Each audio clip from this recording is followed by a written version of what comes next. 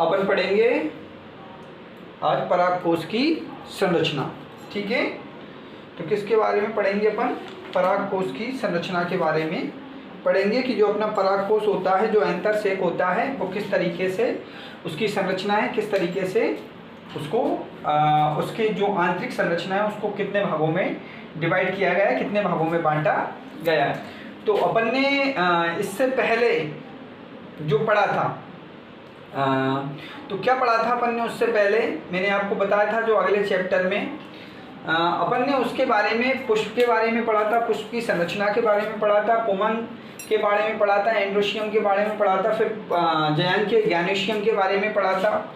उसकी संरचना समझी थी, जो है मेगा स्पोरेंजियम और माइक्रो स्पोरेंजियम, गुरु बीजाणुधानी या गुरु बीजाणु जनन और लघु बीजाणुधानी या लघु बीजाणु जनन के बारे में पढ़ा था। अब अपन पढ़ेंगे परागकोश की संरचना। किसकी संरचना? परागकोश की संरचना। ठीक है, संरचना। ठीक है, अब देखिएगा आप परागकोश कहते किसे? तो आपने जैसे कि मैंने पढ़ाया था, पुष्प जो होता है ना, पुष्प का जो मेल ऑर्गन्स होता है, पुष्प का जो मेल ऑर्गन्स होता है उसे हम क्या बोलते हैं? पुमन कहते हैं। उसको हम क्या कहते हैं? पुमन। तो पुमन को मैंने बताया था इसके 3 भाग होते थे। एक तो होता था इसका पुतंतु, दूसरा होता था इसका योजी। क्या होता था? योजी। और ऊपर का भाग जो होता था इसका परागकोश। क्या होता था? परागकोश। तो आप अगर आप पे नवबोध की बुक हो तो उसमें देखिए, नवबोध शिवलाल दोनों बुक में इसका स्ट्रक्चर आपको मिल जाएगा। तो पराग ये योजी है, ये क्या है? पुतंतु है, और ये क्या है? परागकोश। तो जो परागकोश होता था वो कितनी पालियों में बटा होता था? 2 पालियों में इस तरीके से वो बटा होता था, ये 2 पाली, और इसकी 2 पालियों को ऐसे करके और 4 में बांट दिया जाता था। और परागकोश के अंदर क्या पाए जाते थे? परागकण पाए जाते थे। ठीक है ना, ये परागकण। ठीक है ना। तो इस परागकोश का स्ट्रक्चर किस तरीके से होता है, अपन इस परागकोश की अनुप्रस्थ काट की संरचना के बारे में समझेंगे कि किस तरीके से इस परागकोश की संरचना को बताया गया है, कैसे इसके भाग है। क्योंकि परागकोश को अपन क्या बोलते हैं? लघु बीजाणुधानी बोलते हैं, और लघु बीजाणुधानी के अंदर ही क्या पाए जाते हैं? परागकण पाए जाते हैं। ठीक है।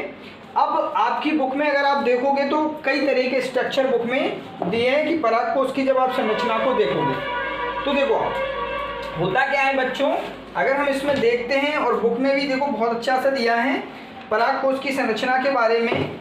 इसमें अपनी बुक में बताया गया और उसमें बोला गया है कि जो परागकोश होता है, जब हम परागकोश की संरचना देखते हैं और उसके बारे में क्या करते हैं? अध्ययन करते हैं, तो परागकोश का निर्माण जो होता है ना, वो आर्की स्पोरेनियल कोशिकाओं से होता है। ठीक है ना, आर्की स्पोरियल कोश सेल्स से इसका निर्माण होता है। और ये जो सेल्स होती है ना आपकी, ये जो सेल्स है, ठीक है ना, और प्रत्येक आर्की स्पोरियल जो कोशा होती है, एक परिणत विभाजन के द्वारा एक बाहरी, मतलब में ये जो कोशिका होती है ये परागकोश का निर्माण करती है। तो ये कोशिका एक विभाजन होता है, उसके द्वारा ये 2 भागों में बढ़ जाती है। ठीक है, एक को बोलते हैं प्राइमरी पैराइटल सेल और दूसरे को बोलते हैं प्राइमरी स्पोरोजिनस सेल। तो जो प्राइमरी पैराइटल सेल होती है, ये जो परागकोश होता है, ये परागकोश दिखने में कैसा होता है? ऐसा होता है अगर हम इसकी अनुप्रस्थ काट देखें तो। ठीक है ना, आपके चित्र में दिया है, देखना।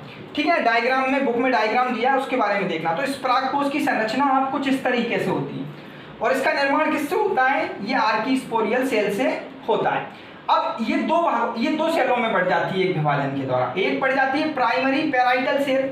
अब प्राइमरी पैराइटल सेल जो होती है ना, वो उस परागकोश की बाहरी संरचना बनाती है। बाहरी संरचना मतलब में उसकी बाह्य त्वचा, बाह्य त्वचा बोले तो वो उसकी एपिडर्मिस बनाती है, मतलब में बाहरी भाग बनाती है। और जो उसका बाहरी भाग होता है, जो बाहरी भाग होता है एपिडर्मिस का, वो बाहरी भाग भी क्या, जो एपिडर्मिस होता है वो बाहरी भाग, इसका जो एपिडर्मिस है, क्या जो इसका एपिडर्मिस है, वो उसका एपिडर्मिस 3 भागों में डिवाइड होता है। कितने परतों में डिवाइड होता है? 3 परतों में डिवाइड होता है। उन 3 परतों को हम क्या कहते हैं? पहली परत को बोलते हैं एंडोथीसियम। क्या बोलते हैं? एंडोथीसियम। आप बुक में देख लेना इसकी। देखो परागकोश का सबसे बाहरी भाग क्या कहलाता है? एपिडर्मिस। क्या कहलाता है? एपिडर्मिस इसकी सबसे बाहरी त्वचा कहलाती है, बाहर का भाग कहलाता है। उसके बाद आती है एंडोथीसियम। क्या होती है? एंडोथीसियम होती है। तो एंडोथीसियम ये इसका क्या कहलाता है? एंडोथीसियम, ये वाला भाग। और इसका जो एंडोथीसियम वाला भाग है ना, ये धीरे धीरे क्या हो जाता है? पतला होता चला जाता है, और पतला होकर एक संरचना का निर्माण करता है, उसको बोलते हैं स्टोमियम। क्या बोलते हैं? स्टोमियम। और स्टोमियम से के बाद ही क्या बनती है आपकी? स्टोमियम से क्या बनती है आपकी? Middle layer. क्या बनती है?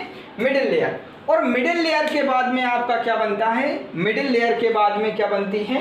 या जैसे एंडोथीसियम, एंडोथीसियम पतली होकर स्टोमियम बनाती है, दूसरे डायग्राम में दिखेगा आपको। उसके बाद में क्या बनती है? Middle layer. और मिडिल लेयर के बाद में क्या बनता है? टैपिटम बनता है। क्या बनता है?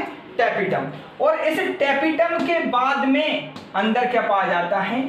पोलन सेक पाया जाता है, जहां पर परागकण या माइक्रोस्पोर्स मदर सेल पाई जाती है। इन्हीं माइक्रोस्पोर्स मदर सेल से क्या बनते हैं? परागकण। लेकिन इनको बनाता कौन है? जैसे ये वाला जो ऊपर वाला हिस्सा है, ये तो किससे बना? प्राइमरी पैराइटल सेल ने तो क्या बनाया आपका? एपिडर्मिस। और एपिडर्मिस के कितने भाग थे? एंडोथीसियम, मिडिल लेयर, ठीक है ना, और इसमें एक भाग और आता है स्टोमियम, टैपिटम, ठीक है ना। और जो अंदर वाला भाग है जिससे क्या बनते हैं? माइक्रोस्पोर्स मदर सेल, या क्या बनते हैं? जिससे परागकण, वो किससे बनते हैं? इस वाली से, प्राइमरी स्पोरोजिनस सेल से क्या बनते हैं? माइक्रोस्पोर्स मदर सेल्स, परागकण या लघु बीजाणु, लघु बीजाणु या माइक्रोस्पोर्स का निर्माण होता है। तो ये आपकी क्या हो गई? परागकोश की संरचना हो गई। तो परागकोश की संरचना में अगर आपके बुक में दिया है, उसमें सबसे बाहरी भाग क्या कहलाता है? एपिडर्मिस कहलाता है। उसके बाद में अंदर का भाग क्या कहलाता है? एंडोथीसियम कहलाता है। फिर आपका क्या कहलाता है? मिडिल लेयर कहलाता है। फिर क्या कहलाता है? टैपिटम कहलाता है, ठीक है।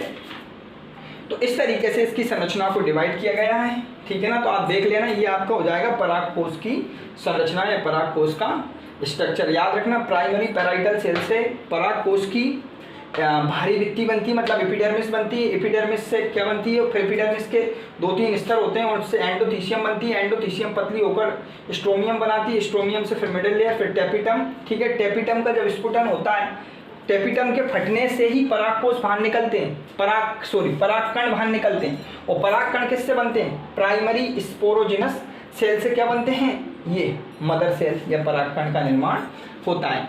तो याद रखना, और सब इनको दोनों को बनाने वाली सेल को हम क्या बोलते हैं? आर्कीस्पोरियल सेल बोला जाता है, ठीक है।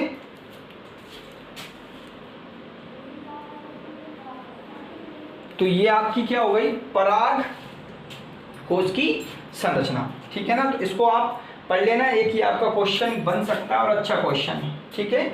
इसमें डायग्राम बन जाएगा आपका ये वाला। और अपन इसके बारे में पढ़ेंगे। अपन ने सिर्फ किसके बारे में पढ़ा है? इस परागकोश एंथर से एक लघु बीजाणुधानी की संरचना के बारे में पढ़ा है। अभी इसका विकास किस प्रकार होता है वो नहीं पढ़ा है। तो परागकण, ये जो परागकण होते हैं ये कहाँ पाए जाते हैं? यहाँ, ये माइक्रोस्पोर्स मदर सेल, इन्हीं से बनते हैं परागकण लघु बीजाणु, ठीक है ना। और ये किससे बनते हैं? प्राइमरोस्पोरोजिनस सेल से बनते हैं ये। और प्राइमरी पैराइटल सेल से क्या बनती है? एपिडर्मिस। एपिडर्मिस से फिर क्या बनती है? एपिडर्मिस के 3 भाग है, एंडोथीसियम, मिडिल लेयर, टैपिटम, ठीक है ना। तो ये चीज़ आपको ध्यान रखना है। और जब ये स्फुटित होता है, ये फट जाता है, इसमें एक स्तर होता है टैपिटम। जैसे ही वो फटता है ना, तो ये परागकण क्या हो जाते हैं? बाहर निकल जाते हैं। और ये परागकण जब बाहर निकल जाते हैं तो कहाँ बैठते हैं? जयांकी वर्तिकाग्र पर, ज्ञानोशियम के वर्तिकाग्र पर जाकर बैठ जाते हैं, ठीक है। नेक्स्ट चैप्टर में अपन अगला स्ट्रक्चर पढ़ेंगे, परागकण के बारे में पढ़ेंगे, या लघु बीजाणु जनन माइक्रोस्पोरोजेनेसिस के बारे में पढ़ेंगे, ठीक है। ये अपना छोटा सा वीडियो था, अपन को इसमें परागकोश की संरचना स्ट्रक्चर के बारे में ही समझना था, ठीक है बच्चों।